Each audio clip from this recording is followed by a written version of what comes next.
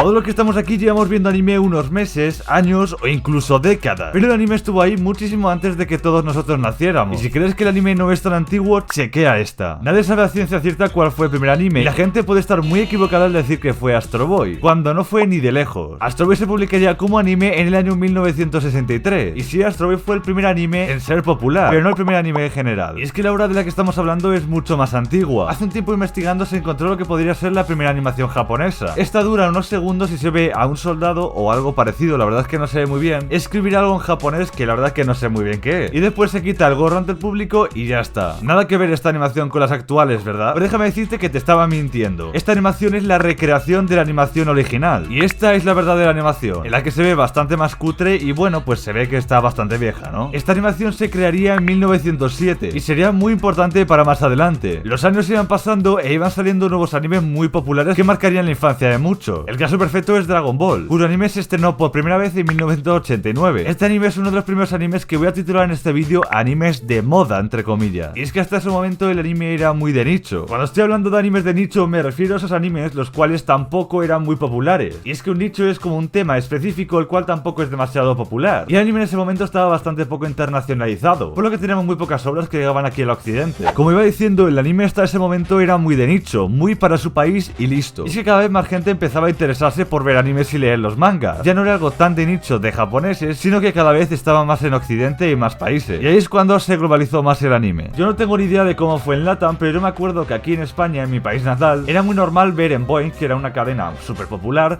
ver por ejemplo Dragon Ball, ver Doraemon, ver Inazuma Eleven, los típicos animes así que consideras animes de la infancia. Efectivamente, ahora el anime era bastante más global, y la mayoría de los países, al menos, echaban en las televisiones Dragon Ball o Doraemon. Como decía antes, hoy hablaremos sobre esos animes de moda. El primer anime de moda, o al menos que yo conozca, así que veía absolutamente todo el mundo, era o Astro Boy o Dragon Ball. Esos dos animes fueron extremadamente populares. Después fue Naruto, One Piece, etc. Pero si os dais cuenta, a partir de 2010 había una sequía de estos animes tan famosos. Y no me malinterpretéis, en 2010 tenemos joyas como por ejemplo puede ser Tokyo Ghoul, Mirai Nikki, Parasite, un montón de animes súper populares, pero estos no llegaban al mainstream a nivel de por ejemplo Dragon Ball, que lo ponía en la televisión. Y es que durante esas épocas internet aún se estaba formando y ya existían los primeros foros en los que entre 4 personas literalmente comentaban cosas acerca de anime, de videojuegos o lo que fuese. Internet aún era un accidente que estaba desarrollándose y cada vez más gente se sumaba a internet. No sé cuántas veces llevo diciendo internet. Internet sería una de las cosas más importantes para que One Punch Man lo petase. Una obra que lo petaría sobre todo en esos foros o en esas páginas de internet en las cuales se hablaba de anime, básicamente. Pero, ¿de dónde proviene One Punch Man? ¿Cómo se hizo tan popular? A mí la historia de One Punch Man me parece extremadamente importante e interesante, porque algo muy curioso es que el autor nunca supo dibujar. Pero bueno, vamos a empezar desde el inicio.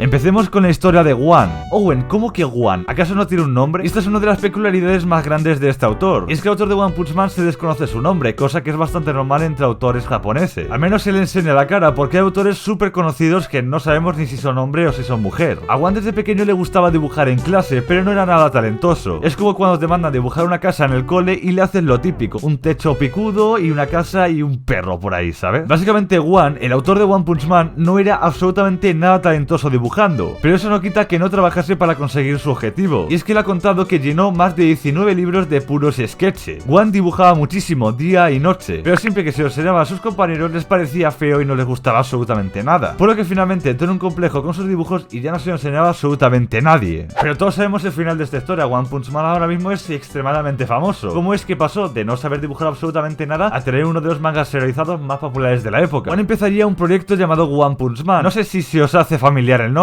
El primer capítulo de One Punch Man fue publicado en un webcómic y tuvo un inmenso recibimiento. Si bien el manga tenía un dibujo que, bueno, simplemente era bastante sencillo, feo y no muy atrapante, la historia era bastante fresca, innovadora y divertida de leer. Era bastante distinto a lo que la gente estaba habituada y lo que destacaba en esta obra era el guión increíble que tenía. Se notaba que además de haber intentado dibujar mucho, One también había escrito un montón, por lo que rápidamente este manga se difundiría por Twitter y foros de anime de todo internet. Esto hasta llegar a Yusuke Murata. Pero ¿quién es Yusuke Yusuke Murata. ¿Cómo es que a él, que era bastante famoso en esa época, le llegó un manga tan random y tan poco popular, tan de nicho? Pues esta historia es muy interesante. Yusuke Murata era todo lo contrario a One, porque en este caso Murata no se destacaba para nada en hacer guiones, sino que lo que hacía a tiempo completo era todo en el campo de la animación y el dibujo. Por lo tanto era un dúo perfecto, One que podría escribir el guión y Murata dibujarlo. Por lo tanto tenemos una persona que dibuja extremadamente bien y una persona que hace bastante buenos guiones. ¿Qué podría salir mal? De esta manera cada uno tendría menos trabajo y se notará bastante a la hora de sacar capítulos. Volviendo a la historia, Murata, que era bastante popular, seguía a un amigo suyo en Twitter, el cual había dado retweet a un tweet de One, el cual estaba comentando que ya había sacado su capítulo 2 del manga. Y bueno, Murata definitivamente entró a ver el proyecto y se leyó el manga para ver qué tal estaba. También es importante recalcar que a Murata no le gustaban los webcomics, y One Punch Man era un webcomic, por lo que One tuvo muchísima suerte de que Murata entrara en esa página. Finalmente, Murata ve el manga y le gusta bastante, pero ahí se queda, no hay absolutamente nada más. Murata vio el manga de One Punch Man y le gustó, pero al parecer Murata estaba trabajando en varios mangas y pues no tenía tiempo para absolutamente nada más. De hecho, estaba trabajando como en un manga de coches y carreras bastante extraño, que bueno, luego finalmente dejó para meterse a One Punch Man a tiempo completo, pero de eso hablaremos después. Como iba diciendo, todo esto cambiaría unas semanas después. One poco a poco iba cosechando bastantes seguidores, teniendo un éxito tremendo, ya que había varios miles de fans que estaban esperando cada capítulo del manga como agua de mayo, por lo que cada vez tenía mucho menos tiempo para crear los capítulos y se veía mucho más atosigado, por lo que finalmente One decide publicar en Twitter que entrará en un descanso, en un hiatus, debido a que estaba siendo muy difícil llevar el manga. Finalmente, Murata, quien quería trabajar en algo distinto y novedoso, contacta con One y habla con él. Finalmente llegan al famoso acuerdo en el que Murata dibujaría todas las viñetas de One Punch Man y One escribiría el guión del manga. Pero claro, tenemos un acuerdo, muy bien, pero ¿y dónde está el dinero? La pastilla. Evidentemente necesitamos una editorial que nos ayude y dé soporte al proyecto. Finalmente esta pareja encuentra una editorial y comienzan a publicar el manga semanalmente. Por una parte Murata dibujando y por otra parte One escribiendo. Y estamos ahora mismo, 2022, cuando estés viendo este vídeo. One Punch Man es extremadamente popular, serializándose semana tras semana, teniendo un montón de capítulos y un montón de novedades, incluso teniendo hasta el anime.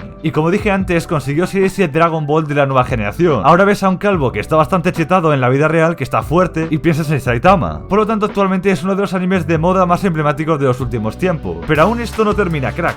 One, además de estar escribiendo One Punch Man, quería empezar un manga por él mismo y hacerlo todo él, el dibujo y el guión. Por lo que en 2012 publicaría Mob Psycho, otra joya del mismo autor. Además, el dibujo de este autor ha mejorado bastante, pasando a aberraciones bastante feas a bueno, un dibujo que está bastante guay. Es que se podría decir que es un buen desarrollo del personaje. Este manga ya ha terminado, pero la historia es brutal y merece totalmente la pena terminarlo. Tengo pensado hacer un vídeo de Mob Psycho, así que igual me lo planteo y lo hago. Y así es como una sola persona cambió el paradigma totalmente, ya que antes el shonen era demasiado serio y él vino y dijo, pues voy a hacer una serie de coña, un tío que de un puñetazo te revienta, y básicamente consiguió revivir el shonen. Actualmente va a salir la tercera temporada de Mob Psycho muy pronto, creo que como unos 20 días o algo así, y eso es lo que me motivó a hacer este vídeo. Así que si quieres que analice Mob Psycho en mi próximo vídeo, dale like o te meto una que flipa. Aquí tienes un vídeo que igual te interesa y aquí tienes para suscribirte. Hasta luego.